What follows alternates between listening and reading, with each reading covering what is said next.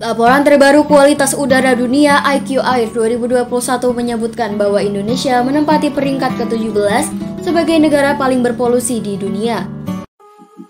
Indonesia merupakan negara dengan tingkat pencemaran yang sangat memprihatinkan, yakni menjadi negara dengan tingkat polusi udara tertinggi ketiga di dunia.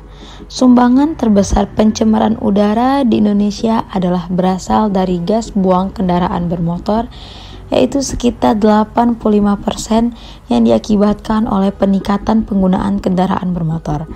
Pencemaran udara telah lama menjadi masalah kesehatan pada masyarakat, terutama di negara-negara industri yang banyak memiliki pabrik dan kendaraan bermotor. Sekitar 70% penduduk kota dunia pernah menghirup udara kotor akibat emisi kendaraan bermotor.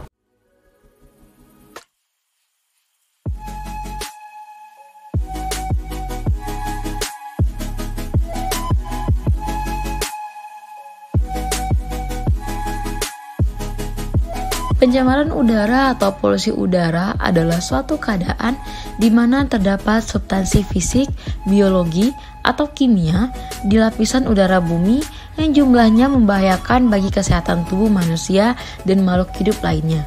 Kondisi polusi udara dapat mengakibatkan kerugian bagi semua makhluk hidup yang ada di bumi ini, khususnya manusia.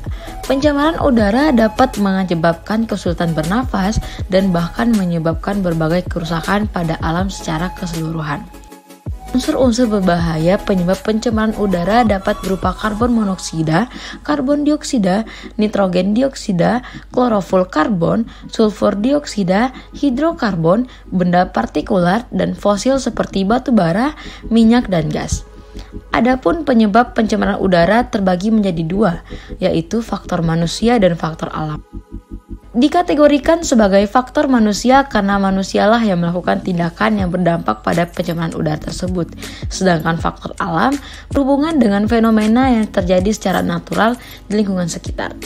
Contoh faktor alam yang memicu pencemaran udara yaitu antara lain letusan gunung berapi, kebakaran hutan, dan kegiatan mikroorganisme. Sedangkan contoh faktor manusia yang menyebabkan pencemaran udara adalah pertambangan, pembuangan limbah industri, dan pembakaran sampah industri. Pencemaran udara juga membawa dampak yang merugikan bagi manusia dan lingkungan. Dampak pencemaran udara terhadap manusia yaitu mengakibatkan terjadinya gangguan pernapasan, menyebabkan terjadinya masalah kulit dan penyakit lainnya. Sedangkan dampak pencemaran udara pada lingkungan yaitu mengakibatkan terjadinya global warming dan memicu terjadi hujan asam, di mana hujan asam tersebut dapat merusak tumbuhan-tumbuhan. Kasus pencemaran udara di Indonesia oleh akibat manusia adalah salah satunya kasus pencemaran udara kebakaran hutan dan lahan pada tahun 2015 yang terjadi di beberapa provinsi seperti Riau, Jambi, Sumatera Selatan, Kalimantan Tengah, Kalimantan Barat, dan Kalimantan Selatan.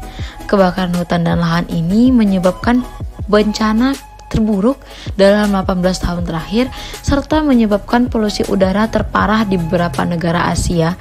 Salah satu penyebab terjadinya karhutla ini adalah kebiasaan masyarakat dan perusahaan perkebunan yang membuka lahan dengan metode tebas bakar serta dipengaruhi oleh musim kemarau dan fenomena El Nino.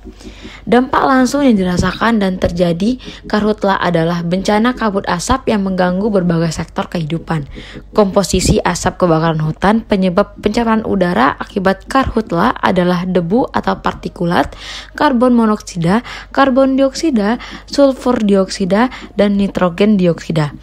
Asap kebakaran hutan dan lahan yang dihasilkan menyebar ke provinsi-provinsi sekitar hingga negara tetangga seperti Malaysia, Singapura, dan Brunei Darussalam.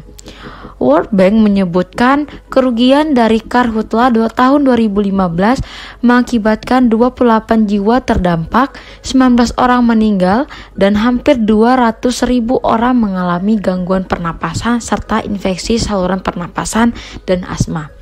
Selain itu, kebakaran hutan dan lahan ini menyebabkan kerugian bagi perekonomian Indonesia.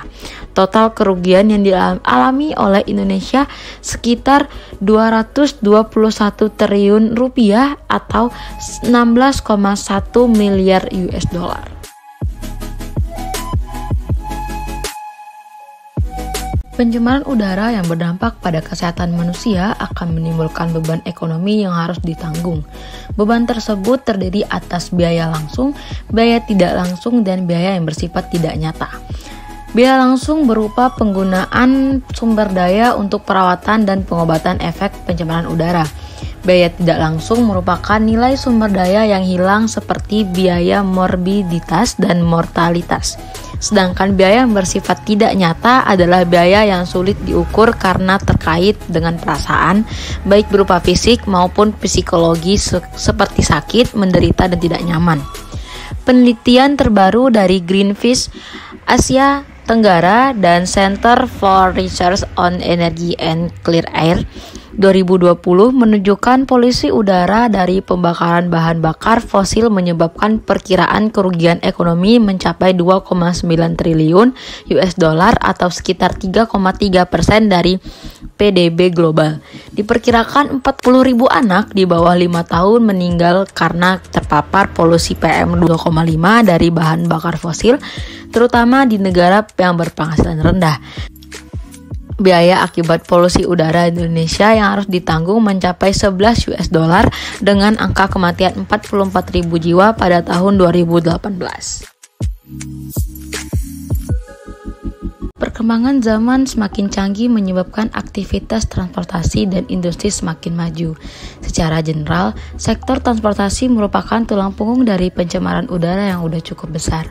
Aktivitas tersebut dapat memicu timbulnya pencemaran udara yang mengganggu kesehatan, terutama pada penyakit gangguan saluran pernapasan, penyakit jantung, dan berbagai organ tubuh lainnya.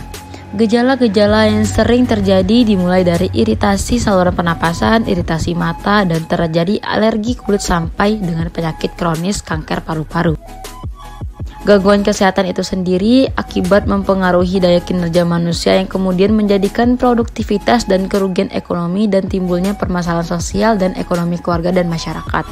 Membiasakan diri untuk menjaga lingkungan tetap bersih adalah suatu kewajiban bagi kita.